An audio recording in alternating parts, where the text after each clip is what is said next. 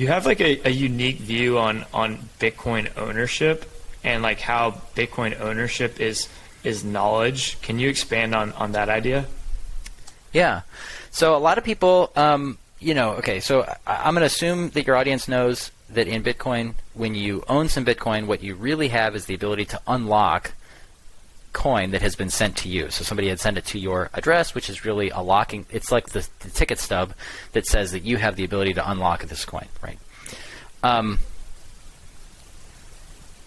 Whether you can move the coin comes down to whether or not you have the keys, right? Your keys, your coins. People understand this. And a lot of times, those keys are derived from a seed phrase that you write down. There's like these 12 words that you write down, and that is your ownership. And as long as that randomness was good, that's yours, and nobody else can move it.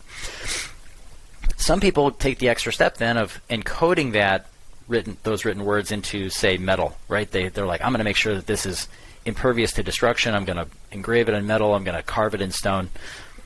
When you do that, you've taken the knowledge of the keys, because ownership is the knowledge of the keys, and you've encoded it into the world. You've put that knowledge into physical media.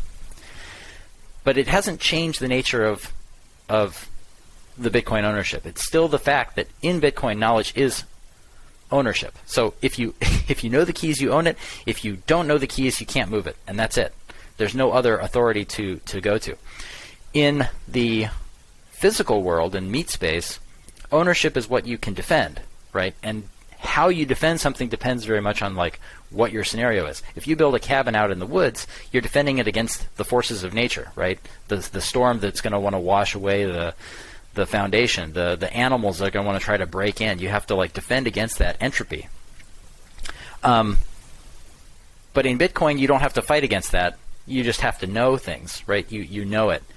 So, yeah, that's the gist of it, is that ownership is knowledge, and you can keep some of that knowledge in your head, and because you can keep some of that knowledge in your head, you don't have to encode it in the physical world. You can keep some of it in your head. Bitcoin is the first thing, the first transferable, rival, excludable digital good. It's the first thing that humans have ever had that you can take with you to the grave. Before Bitcoin, and even if, so like, look, take a gold coin. You have a gold coin. Somebody says your money or your life. They can mean it. If they kill you, they can get the gold coin. If you kill the farmer, you get the farm. But if you kill somebody and they had Bitcoin, you don't get the Bitcoin. In fact, you're now less likely to get the Bitcoin by killing them than you were when they were alive. When they were alive, at least there was a chance they might give it to you. But now that they're dead, if they kept that knowledge in their head, it's gone.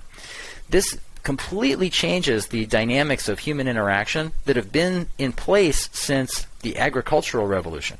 Prior to agriculture, when humans were hunter-gatherers, if you didn't like your neighbors or they were threatening you, you could get up and leave. Just like pack up the tent and go, right? Like there wasn't a whole lot of lording over people because everything that you owned would either spoil or it was enough that you could carry with you to go somewhere else. But with the advent of agriculture, you can't get up and take your farm with you. The farm is still there. You have to defend it. And so people created larger and larger defensive coalitions to defend against, invaders. And that has been the mode of wealth acquisition for the planet for the last, few thousands of years. So this is really a fundamental shift in the way that ownership can occur, because now you can have something that's only in your mind.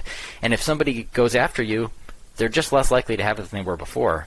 And I don't think people are ready for that change. It's going to be a big one. Yeah, it's truly fascinating. It kind of is a revolution around property rights and property ownership. In addition to just being, a superior monetary asset, which is truly fascinating. I've been thinking about a similar concept for a little bit recently too, to whereas you have traditional assets that you might own U.S. equities, you might own bonds, you might own real estate. Effectively, all of those assets are protected, or your transaction to acquire those assets are protected only by like a legal system, which is somewhat your right to defend those assets. Whereas Bitcoin, yes, like if Michael Saylor, says to Elon Musk, I want to buy $1 billion worth of Teslas, he's still somewhat, and he enters into a legal contract with him. That's still, protected by the legal system that Michael Saylor needs to give Elon $1 billion worth of Bitcoin for a bunch of Teslas. But that transaction is also protected by digital walls of energy that miners are creating and embedding that transaction into the blockchain. So it's like one of the only assets to where it's not just protected by the legal system, but it's protected by, actual digitally verifiable walls of energy. Would you agree with that, or would you disagree, or what are your thoughts on that idea? Yeah, absolutely. The key feature there in transferring Bitcoin is that transaction, once embedded in the blockchain, once it's been mined into blocks, once it's been confirmed, once your transaction is confirmed, it's very difficult to reverse. And when I say very difficult, I mean like effectively impossible. Like it would be more in your interest if you commanded the resources to reverse a transaction. You're probably better off just mining for Bitcoin, right? You're better off just working for the network than trying to undermine it at reasonable scale, right? There is a scale at which maybe if you're moving $1 billion, where it does make sense to let the block let it get 6 blocks deep and then run enough miners to try to reverse it. But of course, then your counterparty can always just require more confirmations, right? All they have to do is say, yeah, I'm just going to wait for 100 confs, and at some point it will be too expensive to reverse. So the benefit of this wall of energy is that it makes transactions very difficult to reverse. In other realms of life, it's not like that. I mean, if you think you own your house, but then then the town comes by and says, hey, we need to build a road here, right? You might suddenly find that your ownership of that road is not nearly as clear-cut as you thought it was. But yeah, in terms of other things, or you mentioned stocks and bonds. What is the bond? The bond is a debt contract. Someone has agreed to pay you some coupon in terms of debt in some unit.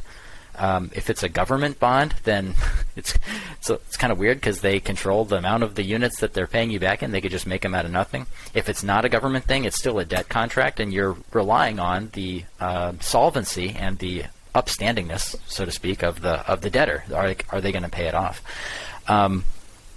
Stocks are similar in the sense that it's a contract, and that more can be issued with or without your consent, and whether or not the company follows through. Right, you have this ownership stake in the company nominally. Will they honor it? Like, if you show up to a meeting and vote, are they going to actually accept your vote? You hope they do. I mean, we have this regulatory apparatus that is supposed to ensure that they will, but will they actually? Who knows? So, and then real estate. Real estate's a good example. We already talked about that. Yeah, because they could come and want your road, or you have to pay property taxes, and if you don't, then they'll take your land away from you. So, but Bitcoin you can own, and this is also, every day that Bitcoin is not millions of dollars is a shock to me, because it's like there's one thing in this Earth, this planet, this solar system. There's one thing, the ownership of which is not questionable. Like, if you know it, it's yours. And yet people are like diversifying. They're like, oh yeah, I'll put some in real estate. I'll put some in stocks. I'll put some all these other things. It's like they're just trying to protect the value that they have. It's like, well, there's a superior form of value that is only whether or not you happen to be good at creating and keeping secrets. Because that's what entropy is. Your seed, it's entropy. It's a secret, right? Can you make a secret and keep it? If you can keep a secret, you can own Bitcoin, and it's by far superior in terms of your ownership claim to everything else that we know of.